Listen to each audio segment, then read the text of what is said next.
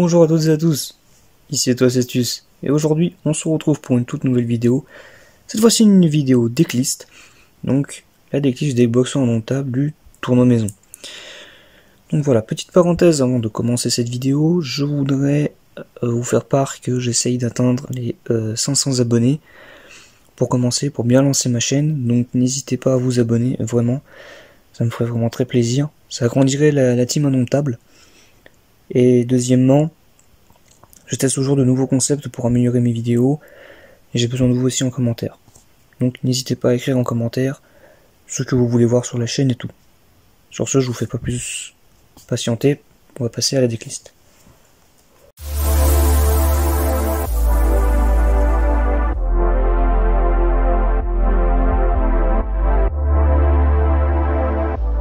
On va commencer par trois monstres toujours classiques. Boxeur indomptable, ambidextre. Donc ambidextre, invoque norme, reborn du cimetière, un monstre boxeur indomptable. Par contre on peut invoquer que des boxeurs indomptables le tour où on a activé cet effet. Tout simplement. Ensuite, deuxième monstre x3, casque. Donc casque lui, toujours aussi efficace, envoie un monstre boxeur indomptable du deck au cimetière, et résiste à une attaque une fois par tour quand il est en mode attaque. Tout simplement. Ensuite, troisième monstre en 3 fois, protège-dents. Donc protège-dents, toujours aussi efficace quand il est envoyé par un effet de carte au cimetière. Vous pouvez récupérer un boxeur du cimetière à la main, et par contre s'il est ciblé par une attaque, il est automatiquement détruit. Bien évidemment, il ne se cible pas lui-même. Quatrième monstre, toujours en x3, entraînement, pardon. Donc entraînement, ce spé quand vous contrôlez un monstre boxeur indomptable, par contre vous pouvez pas mener votre battle phase, tout simplement. Ensuite, de l'ombre, aussi en x3. Vous pouvez aussi, donc de l'ombre, petite parenthèse sur lui, vous pouvez aussi le réduire à 2 si vous jouez un autre extender, que je vous présente un peu plus tard. Mais moi je préfère le jouer x3 quand même, parce que c'est toujours mieux, ça fait toujours des boxeurs, plus de matériel boxeur. Vu que des fois on utilise beaucoup notre cher ami ambidextre. Donc on peut invoquer que des mini boxeurs quand ambidextre là a fait son effet, donc c'est beaucoup plus simple. Puis moi je préfère sa mécanique. Ensuite on va passer au boxeur indomptable x2. Donc boxeur indomptable voile. Donc lui tout simplement il va vous protéger des dégâts. Donc quand vous prenez dommage de combat, vous pouvez invoquer spé et récupérer les points de vie que vous avez perdu au cré de l'attaque. C'est très fort. Ça protège de grosses attaques mais pas de l'OTK. Ensuite, deuxième monstre en x2 contre coup de poing. Un boost 2000 quand il est banni. Vous pouvez le bannir depuis le cimetière ou depuis la main pour offrir un boost 2000 à un boxeur indomptable. Tout simplement. Et ensuite, la carte magie boxeur indomptable, courage. Courage de la boxe indomptable. Vous meulez 1 et vous rebornez 1 en mode défense du cimetière. Tout simplement. C'est très efficace.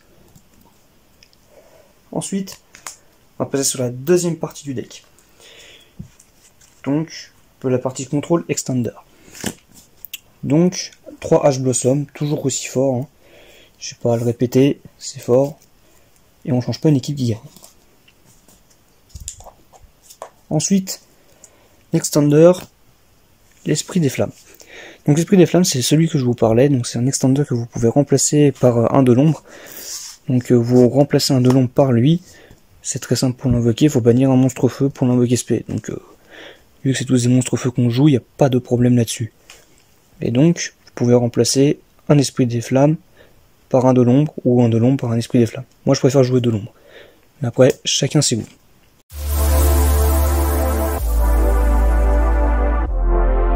On va passer aux magies. Donc 2 tourbillons jumeaux pour contrôler le bas-croix adverse, hein, c'est toujours aussi fort, des fois c'est 1 détruisez 2. Un renfort de l'armée, un qui tout double, un Raigeki, un monstre reborn, un appelé par la tombe. Minimum syndical pour boxeur indomptable en termes de magie, vraiment.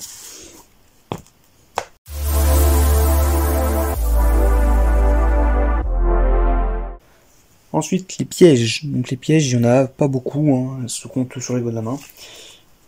Donc on va commencer par déjà 2 barrières dimensionnelles. Donc qui permettent d'empêcher donc les invocations spéciales de liens, de pendules, de synchro, enfin d'excise, tout ce qui permet, pendant le tour où cette carte a été activée, ce qui permet de gérer et de pas se prendre des gros monstres comme un Excludeur Bavard, un Utopie, des dragons charge Borel, des épées Borel, enfin bref, tout ce qui peut faire un OTK. Donc voilà. Très fort. Ensuite, petite nouveauté que j'avais mis dans le deck mais que vous n'avez pas pu voir pendant le tournoi maison vu que c'est pas apparu. Donc je les ai pas eu en main, c'est Kurenai, artiste du feu spirituel, donc qui permet de défausser un monstre feu et infliger des dommages à votre adversaire égaux à l'attaque d'origine du monstre qui a été sacrifié, donc c'est très fort. Et ça combo très bien avec un monstre dans l'extra deck. Ensuite, deux cartes encore bien contrôle, répression. Alors répression, vous prenez le contrôle en fait du monstre de l'adversaire, sauf qu'il ne peut pas activer ses effets. Tout simplement. Et quand cette carte quitte le terrain, ou que le monstre quitte le terrain, vous enlevez répression du terrain. Tout simplement.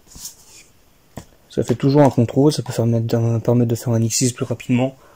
Enfin, de tout faire. Et la dernière carte du main deck, Assaut-Somnel. Ça permet toujours de contrer des effets de monstres ou des invoques spé. Voilà.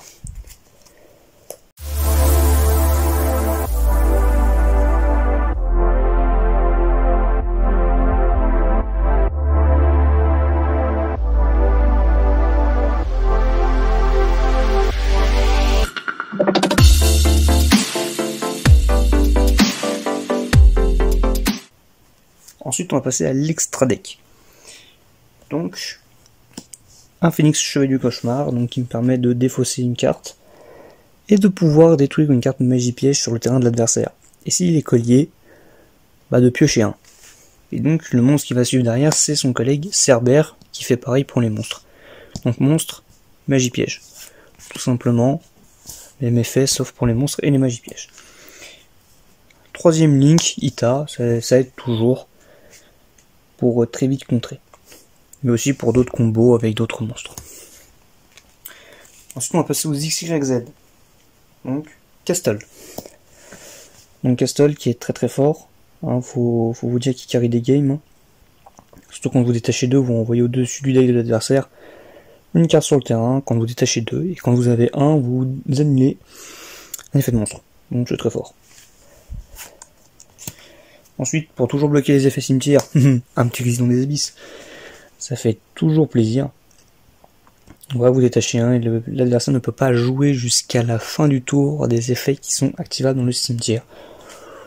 Donc c'est très fort. Ensuite, un petit pénible. Refaiseur des voleurs du temps. Donc refaiseur des voleurs du temps, c'est vraiment une carte qui va cibler le deck de l'adversaire, qui va prendre ses ressources. Suivant ce que vous avez comme ressources, si vous piochez si vous avez un monstre, vous pouvez le bannir et à la phase il revient. Si vous avez une magie, vous pouvez piocher une carte. Et si vous avez une piège, vous renvoyez au-dessus du deck de l'adversaire une carte face recto qu'il a sur le terrain. Une carte tout simplement, je dis pas de bêtises. Oui, c'est une carte sur le terrain. Vous l'envoyez au-dessus du deck. Si vous avez une carte piège. Donc c'est toujours fort, ça fait toujours du contrôle. Ensuite, un grand classique. Babouska. Babouska, le numéro 41, lui, il permet que quand il arrive sur le terrain, tout le monde passe en mode défense, si on l'invoque en mode défense. Et leurs effets sont annulés, donc c'est très fort, ça permet de temporiser. Et des fois ça aide beaucoup. Mais faites attention, si vous tombez contre des déclinks, Babouska ne marche pas. Donc les lignes passent au-dessus et qu'elles n'ont pas de défense. Et donc c'est foutu pour Babouska. Petite parenthèse. Ensuite, le combo Utopie, qui ne change pas. Je joue toujours la même version Utopie, donc 2 Utopies pour aller chercher qui tout double, et 2 Utopies pour passer les gros effets, des effets de monstres, ou même des monstres qui sont pas très gentils, et qu'il faut passer avec une grosse attaque. Bien évidemment avec qui tout double, c'est une grosse attaque, faut pas déconner. Quand le mec il se prend 10 000 dans la gueule, je doute fort qu'il est content. Ensuite on va passer donc à l'extra deck des côtés boxeur indomptable, donc on va commencer par un tonton Enchainer. Donc boxeur indomptable enchaîneur qui permet lui de protéger un monstre boxeur indomptable de la destruction, soit par combat soit par effet. Et par contre, il va encore gagner, il a encore un beau boost, il va encore gagner 800 d'attaque s'il perd un matériel. Donc c'est que du bonus, on est fait pour lui. Et en plus il les garde, même si c'est pour une annulation, il les garde parce que bah, c'est devenu ses points d'attaque actuels. Donc enchaîneur toujours fort. Et là, on va passer au gros pilier du deck. Le numéro 79, boxeur indomptable Nova Kaiser. Lui c'est vraiment un très très gros pilier parce qu'il va redistribuer beaucoup les cartes sur le terrain. Parce que déjà il peut en accumuler, hein, en attachant un monstre boxeur indomptable de cette carte, donc du cimetière à la ou de la main, et gagne 100 d'attaque. Donc déjà ça c'est très bien. Et par contre s'il se fait détruire par un effet de carte ou au combat et qui va être envoyé au cimetière, ou qui est envoyé totalement au cimetière, dès qu'il touche le cimetière, vous pouvez invoquer tous ces matériels en mode défense de monstres niveau 4 maximum, autant qu'il avait de nombre de matériels. Par exemple, s'il avait 3 matériels, vous pourrez invoquer 3 boxeurs indomptables du cimetière, tant qu'ils sont de niveau 4, et puis que c'était égal au nombre de matériels qu'il possède. Ça, c'est très très fort. Ça redistribue beaucoup les cartes. Et ensuite, le dernier, qui est toujours là pour faire du contre, le numéro 105, boxeur indomptable, étoile Cestus. Donc lui, il permet donc de contrer facilement l'adversaire et de bloquer des grosses attaques aussi. Par exemple, si vous avez une grosse attaque d'un monstre à 5000, vous activez cet effet et donc vous pouvez faire que le monstre qui soit pas accessible au combat, donc ça peut être lui comme un autre boxeur indomptable, vous pouvez cibler aussi Nova, tout simplement vous faites son effet, vous ciblez Nova et puis voilà. Et donc le monstre qui a été ciblé ou qui a été choisi ne sera pas du tout au combat. La différence entre l'attaque du monstre donc, que vous avez et celui de l'adversaire, les dégâts que vous aurez dû recevoir sont redistribués à l'adversaire, donc c'est très fort. Donc par exemple si étoile Cestus se fait frapper par un monstre boxeur, par un autre monstre boxeur ou par même un Utopie à 10 000, vous faites l'effet, ça contre totalement le combo Utopie, parce qu'il a juste à activer l'effet du combat, et boum. Par contre, bien évidemment, faut que le monstre de l'adversaire soit beaucoup plus puissant que le vôtre, sinon ça marche pas. Donc voilà. J'espère que ce sera bon pour vous, hein. Pour moi c'est bon. Hein. La decklist est vraiment complète, au maximum pour moi. Je pense que là le deck boxeur indomptable a vraiment bénéficié d'un boost, et je cherche encore pour l'améliorer. De toute façon vous avez son suivi, hein. Je vous fais toujours un petit suivi. Et sur ce, n'hésitez pas à liker, à partager, à commenter et surtout à vous abonner. Comme je l'ai dit en début de vidéo, j'essaie d'atteindre les 500 abonnés, donc n'hésitez pas, abonnez-vous, activez la petite cloche de notification. De toute façon, vous avez mon petit logo ici pour vous abonner, hein, il n'y a pas de souci. Vous vous abonnez plus rapidement et donc j'ai tout simplement à vous dire à la prochaine.